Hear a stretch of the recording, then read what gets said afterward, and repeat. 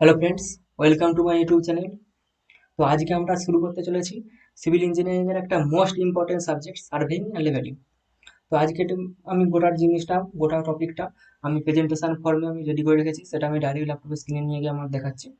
তো তো শুরু করছি আমাদের আজকের সিভিল ইঞ্জিনিয়ারিং এর most and interesting topic, civil surveying and levelling. তো সার্ভেইং আর লেভেলিং এ এখানে আমরা মেন যে বেসিক ফান্ডামেন্টাল জিনিসগুলোকে আলোচনা করব, বেশি ডিটেলসে নয়। আজকের এই লেকচারে আমরা মেন যে এখানে সার্ভে আর লেভেলিং এর কি কি ইনস্ট্রুমেন্ট লাগে, তো সার্ভের ক্লাসিফিকেশন এসব সম্পর্কে যে সার্ভের যে ফান্ডামেন্টাল জিনিস সেগুলো নিয়ে আলোচনা করব। তো ভিডিওটা শেষ পর্যন্ত দেখো, আর যদি ভালো লাগে তবে অবশ্যই লাইক, শেয়ার এবং সাবস্ক্রাইব করো। নেক্সট তো স্টার্ট করছি আজকের video topic surveying and levelling.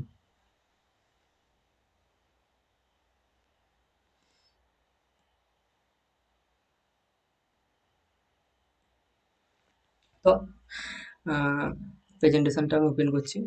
তো এটা হচ্ছে আজকে আমাদের টপিক সার্ভেইং লেভেল। ওকে, আজকের টপিক সার্ভেইং এন্ড লেভেলিং। এখানে আমরা মেনলি যেটা হচ্ছে ফান্ডামেন্টালস অফ সার্ভেইংটা সম্পর্কে আলোচনা করব। বেশি কিছু টিপস দেবো না, জাস্ট ফান্ডামেন্টাল যে জিনিসগুলো সেটা নিয়ে আলোচনা করবো। ওকে, তারপর আজ বলে দিই এই চ্যাপ্টার, এই যে চ্যাপ্টারটা আলোচনা করবো, এই চ্যাপ্টারটার কি কি টপিক, মেন টপিকগুলো আলোচনা করা হবে সেই জিনিসগুলো বলে দিই। সেটা হচ্ছে definition of surveying and levelling, objects of sorry definition of surveying and leveling, survey and leveling কি, survey what do you mean by survey and leveling, survey আর leveling কি জিনিস, অবজেক্টস অফ সার্ভেইং সার্ভেটা আমরা কেন করব, ইউজ অফ সার্ভেকে আমরা কোন কোন পারপাসে ইউজ করব, আর ক্লাসিফিকেশন অফ সার্ভেকে কোন কোন ভাগে ভাগ করা যায়। সার্ভেকে আমরা অনেক রকম ভাগে ভাগ করে থাকি, এখানে আমরা কতগুলো ভাগে ভাগ করেছি সেটা আমরা দেখাবো এই ভিডিওতে। আর সার্ভের যে মেন ক্লাসিফিকেশন সেগুলো সম্পর্কে আলোচনা করা হবে। তারপর টুলস অফ সার্ভেইং মানে কি, আমরা সার্ভে পারপাসে যে সমস্ত টুলস ব্যবহার করে থাকি, সার্ভে করার জন্য কি কি ইনস্ট্রুমেন্ট ব্যবহার করে থাকি। দেন 6 হচ্ছে chain surveying, error and errors of surveying. আমরা যদি একটা সার্ভে করতে গেলে বিভিন্ন ধরনের মেজারমেন্ট নিয়ে থাকি, আর মেজারমেন্ট নিতে গেলে সেখানে আমাদের কিছু না কিছু ত্রুটি আসে, কিছু না কিছু এরর আসে। ওকে, তো আমি যদি একটা একটা আমার সিম্পলি যে আমাদের স্কেলগুলো থাকে, সেই স্কেলগুলো দিয়ে একটা 10 সেন্টিমিটারের লাইন টানি না, তাহলে ওইটার মধ্যেও একটা পয়েন্ট খুব ক্ষুদ্র হলে ত্রুটি থাকে, পুরোপুরি অ্যাকুরেট আমাদের দ্বারা টানা সম্ভব নয়। সেম ভাবে একটা সার্ভেতে যখন অনেক বড় এরিয়া আমি বলছি, সেখানে আমাদের এরকম অনেক এরর দেখতে পারি।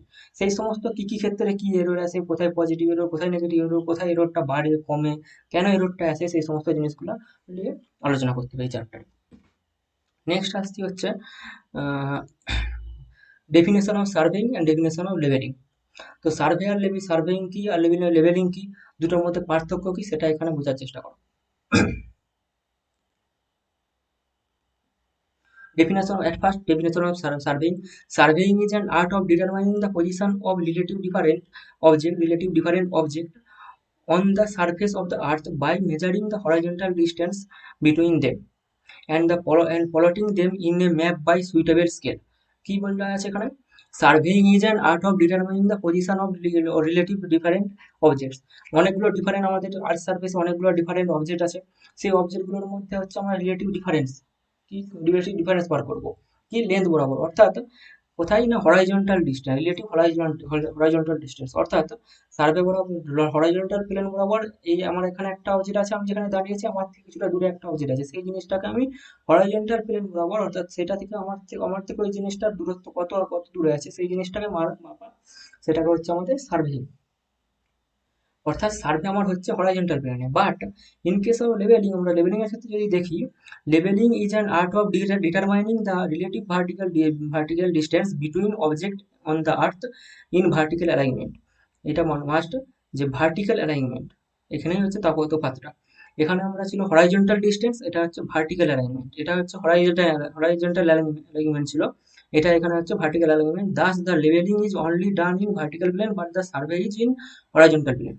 তো লেভেলিং কি, আমি হচ্ছে এখানে দাঁড়িয়েছি, আমার থেকে কিছু হাইটে আরেকটা জিনিস আছে, তো সেটা আমি কি ভাবছি, পারপেন্ডিকুলার, অর্থাৎ আমার মেন যে আর্থ সারফেস তার থেকে ভার্টিক্যালি উঠছি জিনিসটা, সেটা হচ্ছে আমার ভার্টিক্যাল অ্যালাইনমেন্টে উঠছি, তাহলে সেটা আমরা ভার্টিক্যাল ডিস্টেন্স মাপছি। তাহলে লেভেলিং এর ক্ষেত্রে আমরা কি মাপি, দুটোর ক্ষেত্রে রিলেটিভ ডিস্টেন্স মাপছি দুটো অবজেক্টের, বাট সার্ভের ক্ষেত্রে হরাইজন্টাল প্লেন বরাবর, লেভেলিং এর ক্ষেত্রে ভার্টিক্যাল প্লেন বরাবর, অর্থাৎ একটা আমি উচ্চতা মাপছি আর একটা আমি কত ডিস্টেন্সে লিনিয়ার জাস্ট লিনিয়ার মেজারমেন্টটা নিচ্ছি। ওকে, দেন পরের টপিকে, এটা কি না অবজেক্ট অফ সার্ভে, সার্ভের অবজেক্ট কি, সার্ভেটা আমি কেন করব, সার্ভে কোন পারপাসে করব, to determine the relative position of objects of the points on the আর্থ। একটা আর্থ সার্ফেসে অনেকগুলো অবজেক্ট আছে, সেই অবজেক্টগুলোর মধ্যে রিলেটিভ রিলেটিভ পজিশন বার করার জন্য। To determine the distance and angle between objects, একটা অবজেক্টের অবজেক্ট আর একটা অবজেক্ট থেকে কতটা দূরে আছে এবং তাদের মধ্যে অ্যাঙ্গেলটা।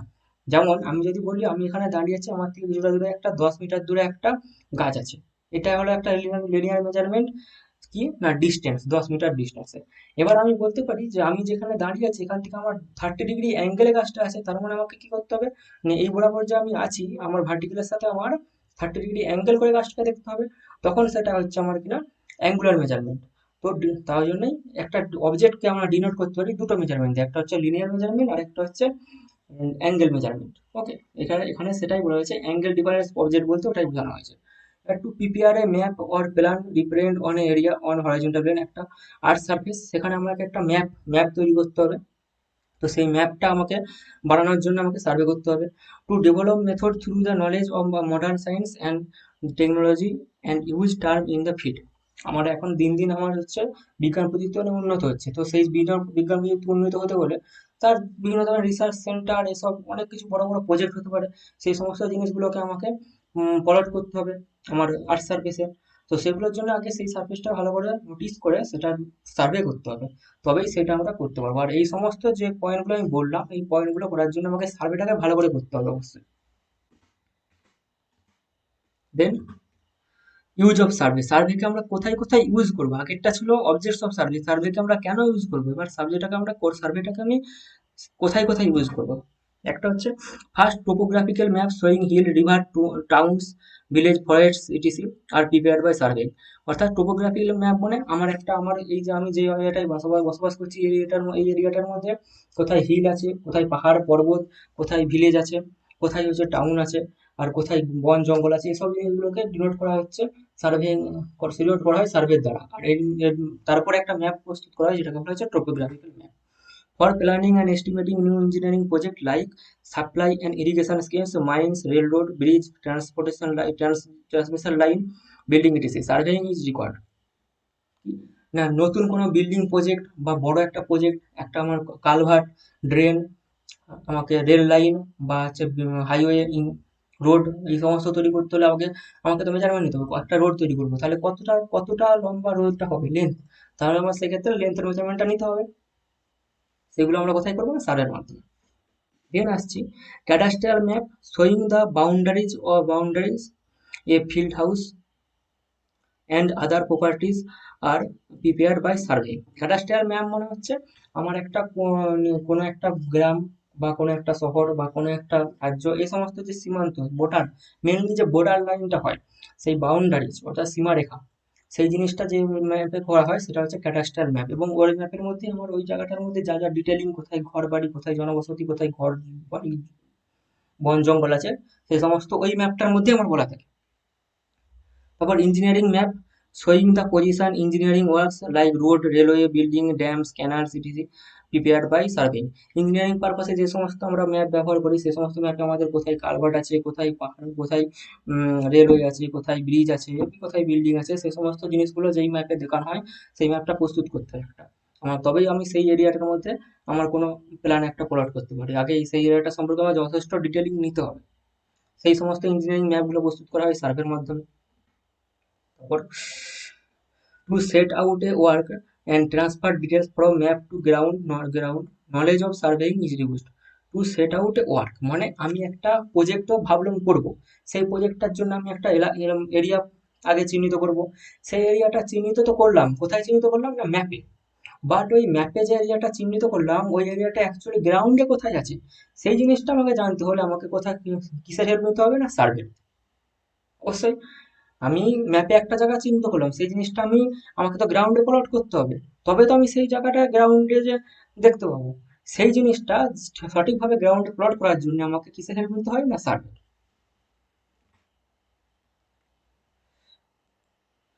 For planning navigation routes, harbors, marine and hydrographic surveying are used.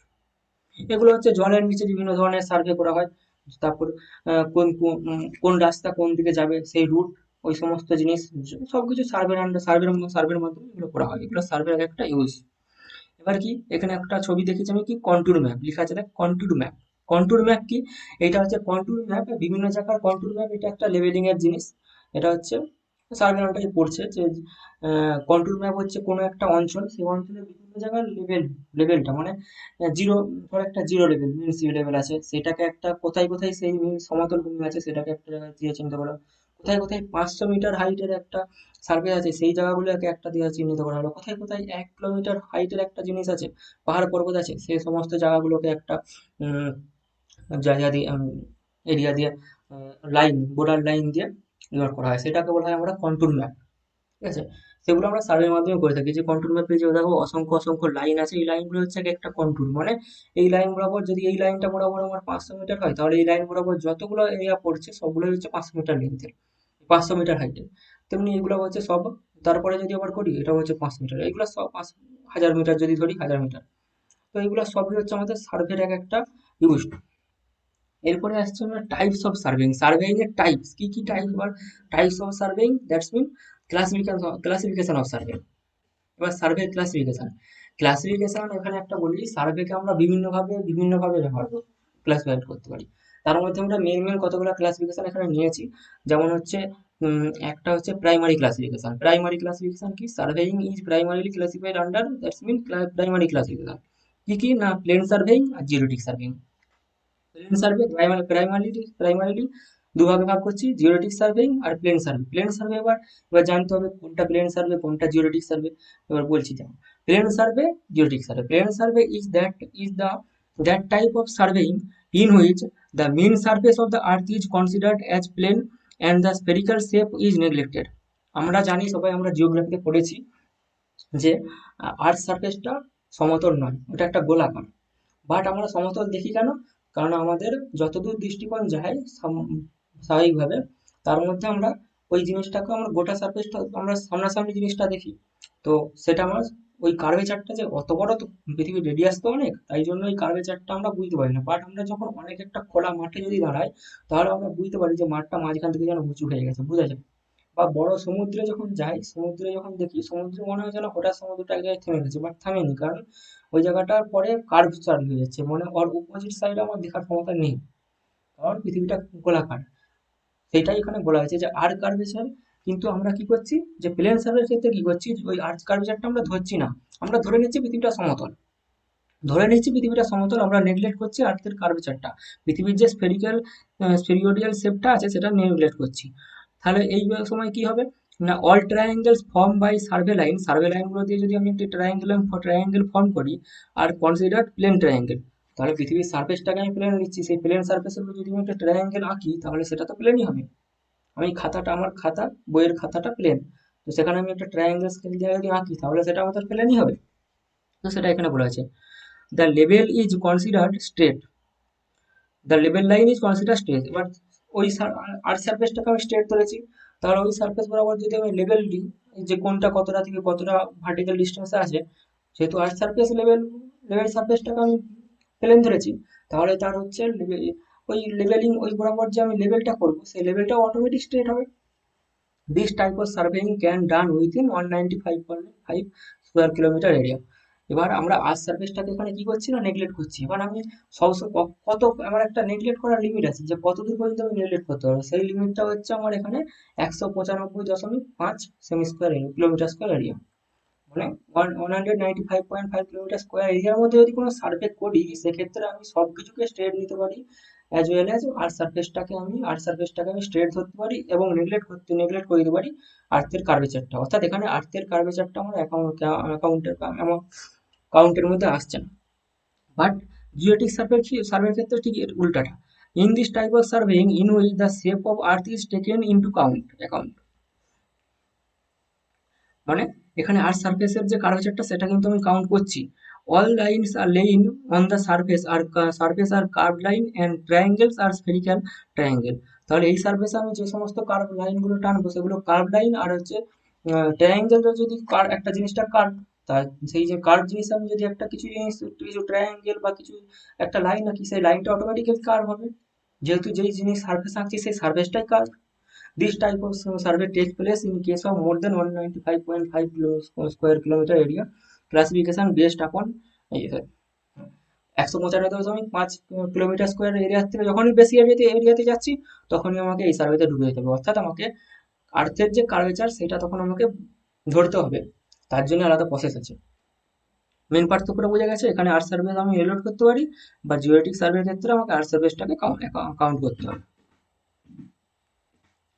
Next এরপরে হচ্ছে best upon nature of field, আমি কোন ফিল্ডে সার্ভেটা করছি সেটার উপর বেস্ট করে এবার ক্লাসিফিকেশন হবে। দেখো, there are three types of surveying based upon nature of field. আমি কোন ফিল্ডে সার্ভেটা করছি সেটার উপর নির্ভর করে আমার সার্ভেকে ভাগ করা হচ্ছে। এক হচ্ছে land serving, it can be further classified in topographical survey, cadastral survey, city survey. It generally deals with natural and artificial features of on land, such as river, stream, lake, wood, hill, railway, canal, towns, water supply system, building and properties, etc. তাহলে land survey কি, আমি কোন ল্যান্ডে সার্ভেটা করছি, এটাকে আমরা তিন ভাগে ভাগ করছি: topographical survey, cadastral survey, city survey. Topographical survey মানে কোথায় হিল আছে, কোথায় পাহাড় পর্বত মালভূমি ফরেস্ট, এই সমস্ত প্রাকৃতিক যে জিনিসগুলো সেগুলোকে ডিনোট করবে টোপোগ্রাফিক সার্ভেতে। ক্যাডাস্ট্রিয়াল সার্ভে ওই একটা এরিয়ার বাউন্ডারিটাকে নির্দেশ করবো। দেন হচ্ছে সিটি সার্ভে মানে ওই এরিয়ার মধ্যে যে সমস্ত ভিলেজ বা সিটি, হ্যাঁ, বা ঘর বাড়ি এসব আছে, সেই সমস্ত জিনিসগুলোকে ওই, অর্থাৎ আমি একটা ল্যান্ডকে ডিনোট করছি, সেই ল্যান্ডের মধ্যে কি কি আছে, ঘর বাড়ি, বন জঙ্গল, পাহাড় পর্বত, সেই ল্যান্ডটার আমি ডিটেলিং করছি। ওকে, সেই ল্যান্ডটার মধ্যে কোথায় উড, হিলস, রোড, এইসব সমস্ত জিনিস ডিটেলিং করছি ল্যান্ড সার্ভে। তাই জন্য marine or hydrographic survey deals with bodies of water or purpose of navigation, water supply, harbors work, or for determination of mean sea level. The work consists is mean measurement of discharge of system, making topographic survey of source banks, taking and locating surrounding to determining the depth of water, observing the influxation of ocean tide. বা marine survey কি, marine survey এটা আমরা যে সার্ভেটা আমরা জলে করে থাকি, জলের ভিতরে করে থাকি, অর্থাৎ জলের ভিতরে বলতে কি, জলের ভিতরে আমরা কিছু ধর জলের কিছুটা নিচে আমরা একটা কোনো একটা কিছু করতে হবে, একটা জলের ব্রিজ যদি করতে হয়, তাহলে ব্রিজ যদি করি তখন ওই জলের নিচে তো ব্রিজের বড় বড় পিলারগুলো স্থাপন করতে হয়, তখন ওর জলের ভিতরে কিছু একটা সার্ভে আমাকে করতে হতেই পারে। বা আমার কোনো একটা জায়গায় মেনলি যে কারণে করা হয়, এই যে বলা হচ্ছে এখানে একটা কথা, মিন সি লেভেল, কোনো একটা জায়গায় যে মিন সি লেভেল আছে না, determination of mean sea level, এই যে মিন সি লেভেল, কোনো একটা জায়গায় মিন সি লেভেল অর্থাৎ ওখানে যে সমুদ্রের যে লেভেলটা, সেই লেভেলটা বার করার জন্য এই সার্ভেটা করা হয়ে থাকে। অ্যাস্ট্রোনমিক্যাল সার্ভে, অর্থাৎ এগুলো হচ্ছে স্পেসে হবে। The astronomical survey offers the surveying means of determining the absolute location of the any point on the absolute location of and direction of any line on the surface of the earth. This consists in observation to the heavenly bodies such as sun or any fixed star.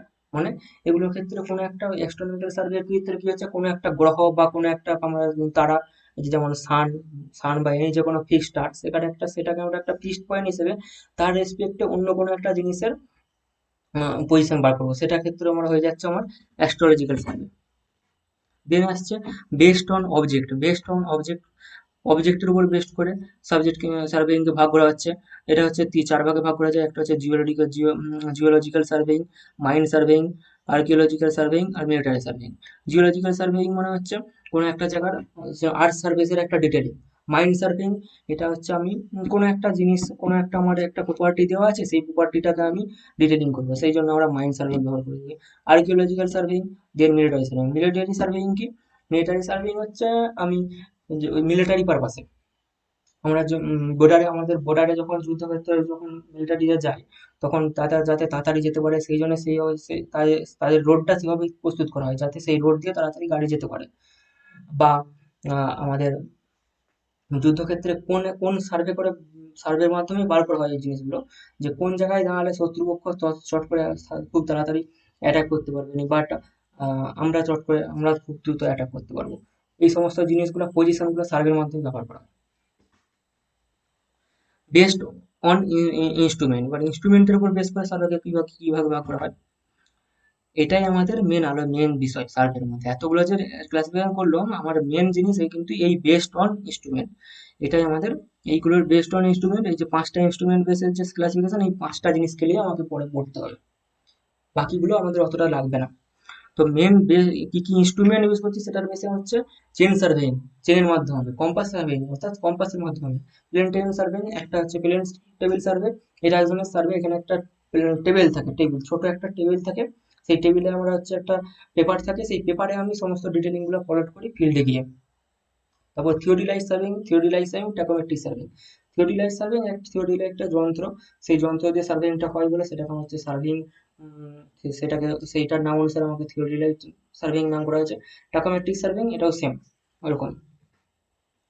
তো এখানে এবার বলি 1, 2 নম্বর, 2 নম্বর, 3 নম্বর, অর্থাৎ chain surveying, plane surveying and table survey, plane table survey, chain surveying, compass surveying, plane table surveying, এটা আমাদের হচ্ছে third সেমিস্টারে আছে, অর্থাৎ এই সেমিস্টারে থার্ড সেমিস্টারে আছে। আর থিওরিলাইজ আর টাকোমেট্রিক সার্ভে এটা আমাদের ফোর্থ সেমিস্টারে আছে। ঠিক আছে, শুধু এই দুটো নিয়ে ফোর্থ সেমিস্টার, এই তিনটা নিয়ে থার্ড সেমিস্টার। এবার এবার method of linear measurement, linear মেজারমেন্টকে আমরা কিভাবে মেজার করবো, এবার আমরা লিনিয়ার মেজারমেন্ট নেবো। আমি এখানে দাঁড়িয়ে আছি, আমার থেকে কতটা দূরে একটা বস্তু আছে সেটার মেজার করবো, distance, horizontal distance.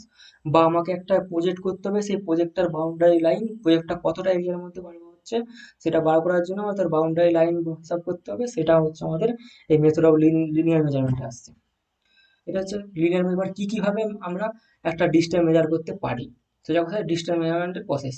পেসিং of stepping কি, এটা হচ্ছে আমরা পা পা ফেলে ফেলে করব। আমরা একটা এরিয়ার মধ্যে যাব, সেই এরিয়া বরাবর আমরা পা ফেলে ফেলে স্টেপ নিয়ে নিয়ে নিয়ে আসবো, যে আমি শেষে আমি গুনবো যে ক পা গেলাম, ধর আমি 177 পা গেলাম, 100 কি 200 400 500 কতগুলো আমি স্টেপ ফেললাম, সেই স্টেপটা গুনতে হবে। আর আমাকে মনে রাখতে হবে যে আমার এক একটা স্টেপের ডিস্টেন্স কত, আমি এখান থেকে যদি একটা স্টেপ ফেলি, আমার একটা নর্মাল স্টেপের ডিস্টেন্স কত সেটা আমাকে জানতে হবে।